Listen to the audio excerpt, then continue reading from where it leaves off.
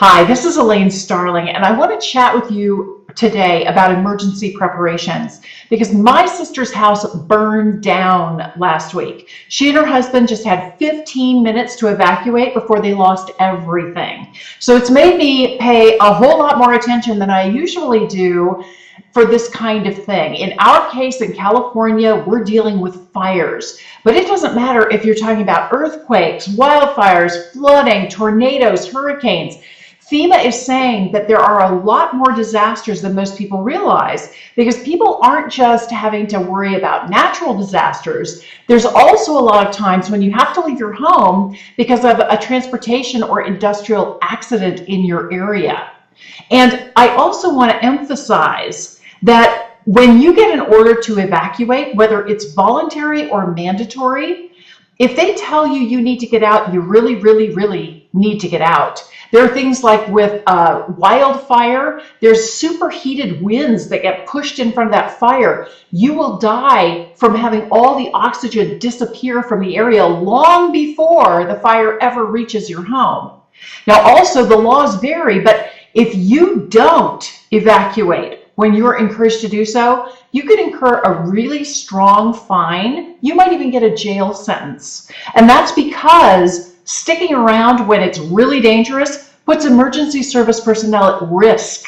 You're risking other people's lives, very important people we need to help fight the fire, rescue people from earthquakes, rescue them from hurricanes, take care of yourself, and evacuate when called to do so. Now, granted, you can't prevent these kinds of disasters, natural disasters, but fortunately, you can respond really quickly when you're prepared, and that's what I wanted to talk to you about. I'm going to cover 3 different things in 3 different videos, and the first video I want to chat with you about putting together an emergency preparedness kit. It's really, really important that you have these things ready to go so you can grab and go when you need to. If you have 15 minutes, what are you going to take with you? Well, the first thing you're going to make sure you have is your most important papers. Because if your home is destroyed the way my sister's was, you can spend weeks, months trying to track down and recreate the essential documents that you need just to get your life back in order. That's why it's so important that you have backups of really important papers, things like the deed to your house, proof of insurance, your medical records, passports, social security cards, a list of your personal contacts. Now, I really encourage that you have all of these documents in a waterproof portable case that you can grab really fast in an emergency, but also put them in digital form. Put them on a memory stick in your safety deposit box.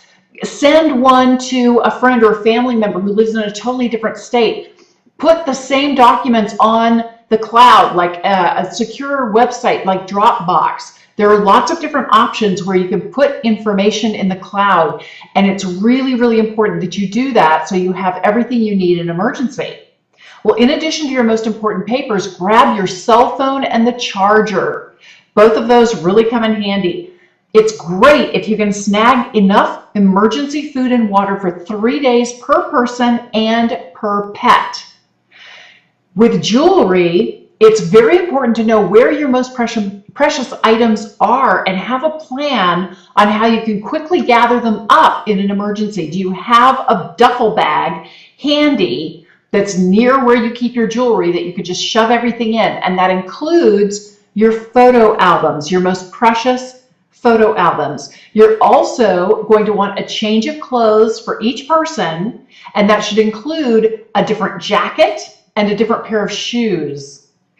Grab a toiletry bag. You know how when you go on a trip, you need toiletries for your trip? Grab your travel toiletry bag and make sure you have a first aid kit too.